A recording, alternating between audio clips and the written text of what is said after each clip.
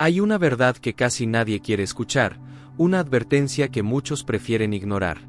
Y es que el infierno no está lleno de personas que odiaron a Dios, sino de aquellos que, conociendo su amor, prefirieron usar la ayuda que Él les dio para continuar su autodestrucción. ¿Suena duro? Quizás, pero es una realidad que el mismo Jesucristo nos advirtió una y otra vez. Nos alertó sobre la semilla que cae en el camino y es pisoteada, sobre los que son como los escorpiones que piden un huevo y solo traen veneno. Nos recordó que no es suficiente con ser buenos, sino que debemos ser sabios. Y esa sabiduría, amigos, no es algo que se nos dé por casualidad, es algo que debemos buscar, anhelar y, a veces, incluso, rogarle a Dios. Hoy, vamos a hablar de una de esas verdades incómodas que rompen el corazón, pero que al mismo tiempo tienen el poder de liberarnos. Vamos a explorar una pregunta que a muchos les cuesta responder. ¿A quién de verdad debemos ayudar y a quién debemos permitirle que viva las consecuencias de sus propias decisiones? Quizás has estado en esa situación donde has dado todo, has extendido tu mano, has ofrecido tu tiempo, tu dinero, tu corazón y al final, la única respuesta que has recibido ha sido el silencio, la ingratitud, la burla, o peor aún, que esa ayuda que diste se convirtió en el combustible para una vida que cada vez se aleja más de Dios. Si esta es tu historia, si sientes que tu corazón ha sido lastimado por aquellos a los que amaste, te ruego que te quedes hasta el final de este mensaje.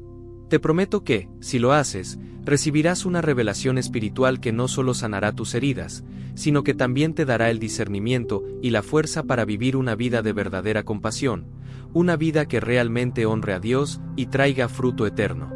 Hay un secreto para vivir en paz que solo se le revela a aquellos que, a pesar de las heridas, se atreven a seguir amando con sabiduría, con límites y con la guía del Espíritu Santo. La verdad es que nuestra compasión, por muy pura que sea, puede convertirse en un arma de doble filo si no está guiada por la sabiduría divina. Nos han enseñado que el amor lo perdona todo, lo soporta todo, lo cree todo, y es cierto, la Biblia lo dice. Pero también nos advierte que no demos lo santo a los perros, ni echemos nuestras perlas a los cerdos. A menudo, en nuestro afán por ser buenos cristianos, confundimos la compasión con la facilitación. Creemos que ayudar es siempre la respuesta, que nuestro deber es rescatar a todo aquel que se encuentre en una situación de dificultad. Pero la vida, y la Biblia, nos demuestran una y otra vez que existen personas a las que, al ayudarlas, no les hacemos ningún bien. Por el contrario, les quitamos la oportunidad de enfrentar las consecuencias de sus decisiones, de tocar fondo, de ver la realidad de su vida sin nuestro constante rescate. Es como si quisiéramos salvar a un pez que está fuera del agua, sin entender que la única manera de que viva es que él mismo regrese al agua, o que le permitamos a Dios ponerlo de nuevo en su lugar. No me malinterpretes. La misericordia y la ayuda son mandamientos divinos, pero también lo es el discernimiento. El apóstol Pablo, en su sabiduría, no dudó en dar una instrucción que muchos hoy considerarían radical o falta de amor. Si alguno no quiere trabajar, que tampoco coma. En este versículo no hay falta de amor, sino un llamado a la responsabilidad, a la corrección, a la sanidad. Es un recordatorio de que a veces, el acto de amor más grande es permitir que una persona coseche lo que ha sembrado para que así, solo así, pueda entender la urgencia de cambiar. A menudo, nuestra intervención nos hace sentir bien, nos llena de orgullo, pero la verdadera pregunta no es cómo nos sentimos al ayudar, sino qué efecto tiene esa ayuda en la vida de la otra persona.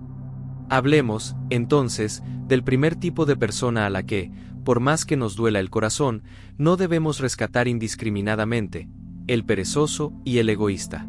En Proverbios 10:4, el sabio Salomón nos deja una verdad que se nos olvida con demasiada frecuencia: la mano negligente empobrece, pero la mano de los diligentes enriquece. Este no es un versículo que hable solo de dinero. Habla de la vida. La negligencia no solo nos roba la prosperidad material, sino también la espiritual, la emocional, la familiar.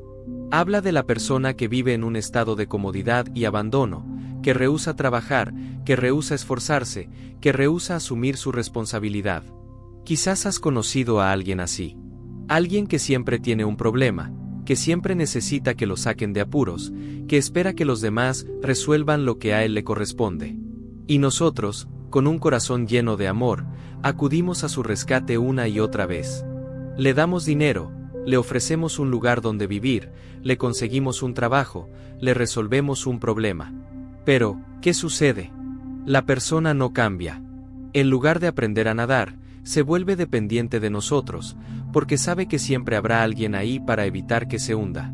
No le estamos haciendo un favor, estamos interrumpiendo el proceso que Dios mismo ha establecido para su corrección. El Señor, en su infinita sabiduría, nos dio el regalo del trabajo y de las consecuencias. El trabajo para dignificarnos y las consecuencias para corregirnos. Cuando le quitamos a alguien las consecuencias de su pereza, le robamos la oportunidad de enfrentar la realidad de su corazón, de ver que su negligencia no solo lo afecta a él, sino también a su familia, a sus seres queridos y, lo más importante, a su relación con Dios. Porque el perezoso, en su esencia, es un rebelde contra el diseño de Dios. Pablo lo entendió profundamente cuando escribió en 2 de Tesalonicenses 3:10, si alguno no quiere trabajar, que tampoco coma. Y esta no es una frase sin amor, sino una que está llena de una compasión que va más allá de lo superficial. Es el amor que busca la transformación, no solo el alivio temporal. Es como si un médico, en lugar de curar una herida, simplemente le pusiera una curita superficial para que el paciente no se queje. No soluciona el problema de raíz, solo alivia la incomodidad momentánea, dejando la herida abierta para que se infecte y se pudra. En la misma línea, cuando rescatamos a un perezoso, le estamos diciendo que su irresponsabilidad no tiene consecuencias, que siempre habrá un salvador a la mano. Y esta es una de las mentiras más peligrosas que podemos alimentar en la vida de alguien. Les estamos negando la dignidad de ganarse su propio sustento, el gozo de ver el fruto de su esfuerzo, la satisfacción de ser un instrumento de bendición para otros. Es como si los estuviéramos tratando como niños incapaces, cuando en realidad son adultos con la capacidad y la responsabilidad de vivir de acuerdo a los principios de Dios. Así que, antes de extender tu mano, detente y pregúntate, ¿estoy ayudando a esta persona a crecer o simplemente estoy facilitando su inmadurez? ¿Estoy dándole un pez o le estoy enseñando a pescar? ¿Estoy aliviando su dolor temporal o estoy permitiendo que Dios lo confronte con la realidad de su pereza para que pueda cambiar de verdad? Y es que no hay un mayor acto de amor que el de permitir que la realidad de la vida nos enseñe las lecciones que necesitamos para madurar y crecer. La segunda categoría de personas con las que debemos tener un cuidado especial son los ingratos. Y esta es quizás una de las heridas más dolorosas para el corazón de un dador. Te has esforzado, has sacrificado, has amado, y la única respuesta que recibes es el silencio, la indiferencia o, en el peor de los casos, el menosprecio. La ingratitud es como un ácido que corroe el alma de quien da, pero que también revela una enfermedad profunda en el corazón de quien recibe. El Evangelio de Lucas, en el capítulo 17, nos cuenta una historia que ilustra esto de una manera desgarradora y poderosa. 10 leprosos se acercan a Jesús, desesperados por una sanidad que nadie más podía darles. Jesús, en su compasión infinita, los sana a todos, les dice que se muestren a los sacerdotes para ser declarados limpios. Los 10 son sanados. Pero solo uno, un samaritano, regresa para dar gracias. Él es el único que, además de recibir el milagro físico, recibe una sanidad aún más profunda. Una sanidad espiritual que le permite ver que el sanador es más importante que la sanidad, que el dador es más importante que el regalo. Los otros 9, en su egoísmo e ingratitud, se enfocaron solo en el beneficio que recibieron, sin importarle quién se lo había dado. Esta historia no es solo una anécdota, es una parábola viva de la condición humana, de la tendencia del corazón a recibir y a olvidar a quien le extendió la mano. La ingratitud no es un simple descuido, es un síntoma de un corazón endurecido que cree que se merece todo, que las bendiciones son un derecho, no una gracia inmerecida. Y cuando ayudamos a una persona ingrata, sin que ésta demuestre un cambio en su actitud, no solo nos agotamos a nosotros mismos, sino que también le permitimos seguir en una mentira que tarde o temprano destruirá su capacidad de relacionarse con Dios y con los demás. La Biblia nos advierte en 2 de Timoteo 3:2 que en los últimos días, los hombres serán amadores de sí mismos, avaros, jactanciosos, soberbios, blasfemos, desobedientes a los padres, ingratos, impíos. Y es significativo que la ingratitud esté en esta lista de pecados que caracterizan el fin de los tiempos. La ingratitud es el opuesto de la gratitud, y la gratitud es la respuesta natural a la gracia.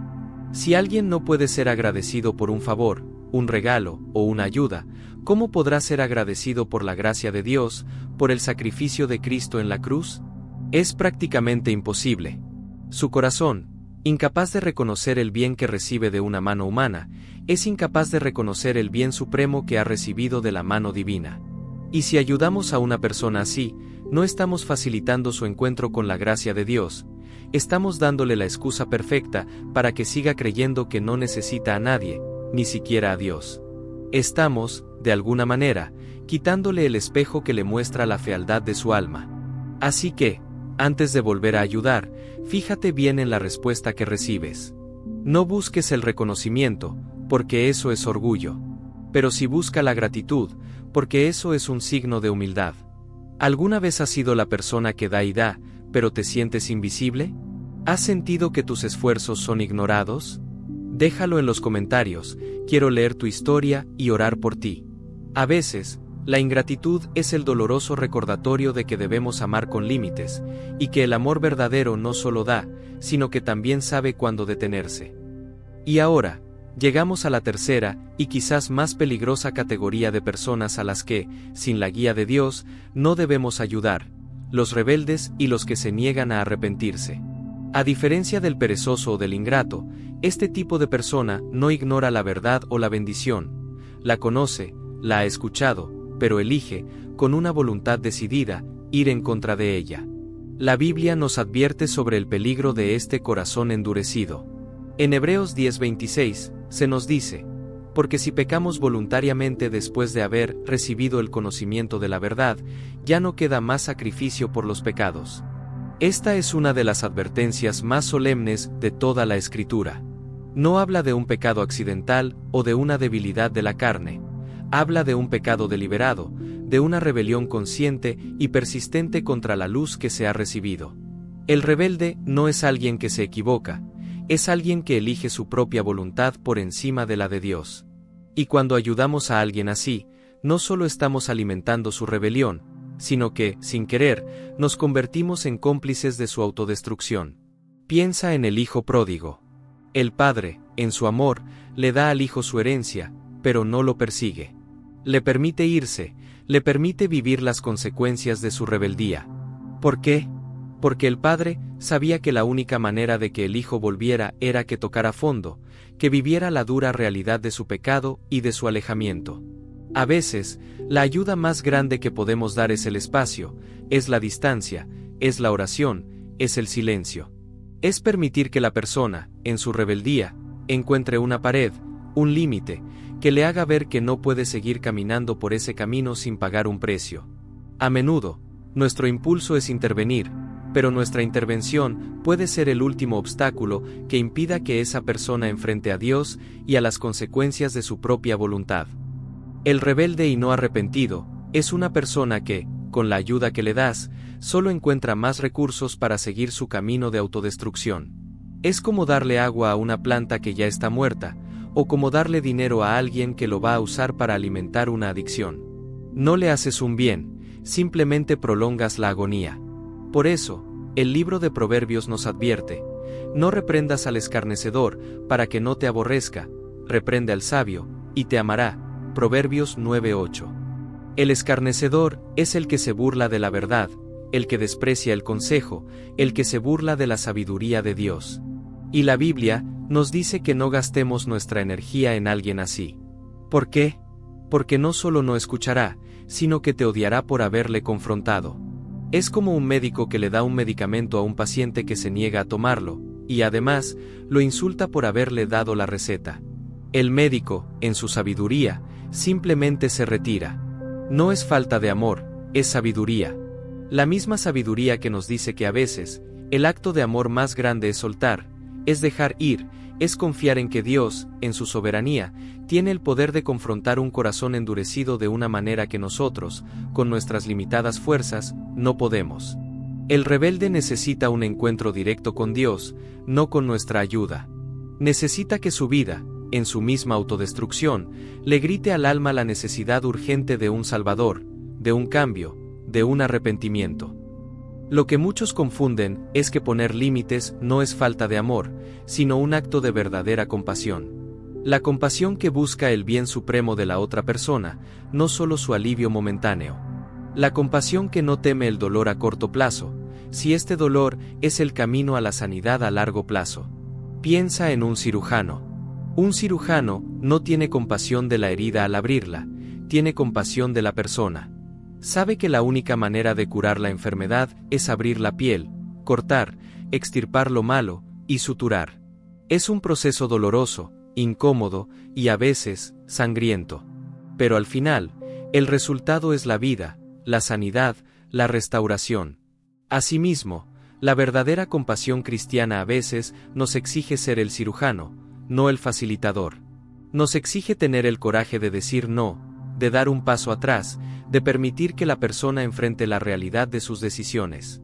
Y esto, amigos, requiere una fe profunda. Porque a menudo, nuestra ayuda nos hace sentir que tenemos el control, que podemos resolver el problema.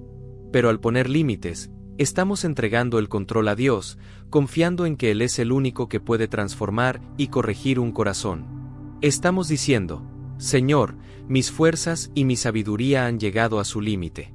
Ahora te entrego a esta persona, confiando en que tú harás lo que yo no puedo hacer. Confío en que tu amor es lo suficientemente grande como para corregir, y que tu poder es lo suficientemente grande como para transformar. A veces, la prueba de nuestro amor no es lo que damos, sino lo que nos atrevemos a dejar de dar. No se trata de endurecer nuestro corazón o de dejar de amar. Se trata de amar con sabiduría. Se trata de ser compasivos con límites. La clave no es dejar de ayudar, sino aprender a discernir a quién, cómo y cuándo. Necesitamos pedirle a Dios la valentía para no ser facilitadores, sino facilitadores de la verdad. Y la verdad, a menudo, no es un abrazo. A veces, la verdad es una confrontación amorosa. Es una pregunta que nos exige mirarnos al espejo, es una consecuencia que nos obliga a cambiar, es una pared que nos impide seguir por un camino de autodestrucción. ¿Por qué te estoy diciendo todo esto? Porque sé que muchos de ustedes han sido heridos por la ingratitud, agotados por la pereza de otros, y lastimados por la rebelión de aquellos a quienes más amaban. Y tu corazón, al igual que el mío, es un músculo sensible que ha sido abusado por aquellos a los que intentaste salvar. Pero hoy, quiero que sepas que tu dolor no es en vano. Es el dolor que te está enseñando a amar de una manera más profunda, de una manera más sabia, de una manera que honre a Dios. Es la lección que te está enseñando a soltar el control y a confiar en que Dios, en su infinita soberanía, sabe exactamente lo que está haciendo, incluso cuando lo que está haciendo no tiene sentido para ti. A veces, la prueba de nuestro amor por alguien es permitir que Dios trabaje en su vida sin nuestra intervención, porque sabemos que su amor es más grande que el nuestro. La verdadera compasión no se mide por la cantidad de ayuda que damos, sino por el discernimiento con el que la ofrecemos. A menudo, la ayuda que damos no es para la persona, sino para nuestro propio ego. Nos gusta sentirnos como salvadores, como la persona a la que todos acuden, como el héroe de la historia. Pero la verdad es que el único Salvador es Jesucristo, y el único que puede transformar un corazón es el Espíritu Santo. Nuestro papel no es ser el Salvador, sino el siervo. Y un siervo sabe cuándo extender la mano, y cuándo dar un paso atrás, confiando en el plan de su maestro. Así que, te animo a hacerte una pregunta difícil, una pregunta que te dejará incómodo, pero que te dará una libertad increíble. ¿A quién has estado ayudando que, al hacerlo, no solo no le has hecho ningún bien, sino que le has impedido crecer? Deja tu respuesta en los comentarios. Quiero que esta comunidad se convierta en un lugar donde nos apoyemos en la verdad, sin miedo a confrontar lo que nos ha estado robando la paz. Y si tienes el valor de responder honestamente, verás que no estás solo. Hay muchos de nosotros que hemos caminado por ese camino de dolor y de agotamiento, pero que hemos encontrado la libertad en el discernimiento y la sabiduría. Porque, al final, la verdadera compasión no es un río que fluye sin dirección, sino un río que fluye en el cauce que Dios mismo ha establecido para la vida. Quiero que te quedes con este pensamiento. La próxima vez que alguien te pida ayuda, no pienses solo en tu corazón, piensa también en el corazón de esa persona. Pregúntale a Dios si tu ayuda le dará la dignidad que necesita, si le enseñará la responsabilidad, si le mostrará la gracia. Y si la respuesta es no, si la respuesta es que tu ayuda solo alimentará la pereza, la ingratitud o la rebelión, ten la valentía, la fe y el amor de dar un paso atrás. Confía en que el dolor de las consecuencias a corto plazo será el camino a la transformación a largo plazo. Confía en que el único que puede confrontar a un corazón endurecido es el mismo Espíritu Santo que habita en ti. Pídele a Dios valentía para decir no cuando todos a tu alrededor te piden decir sí. Pídele a Dios discernimiento para ver el corazón de las personas y no solo sus necesidades superficiales. Y sobre todo, pídele a Dios que te sane si has sido herido por dar sin sabiduría. Porque la verdadera paz no está en ser el Salvador de todos, sino en ser el siervo fiel de uno solo, Jesucristo. Y es en ese servicio que descubres que a veces, el acto de amor más grande es no ofrecer tu mano, sino orar de rodillas. Es en ese lugar de rendición que descubres que tu verdadero poder no está en tu capacidad para dar, sino en tu capacidad para soltar, confiar y amar con una sabiduría que va más allá de cualquier entendimiento humano. La advertencia es clara. El camino es estrecho, pero la recompensa es una paz que sobrepasa todo lo que el mundo puede dar.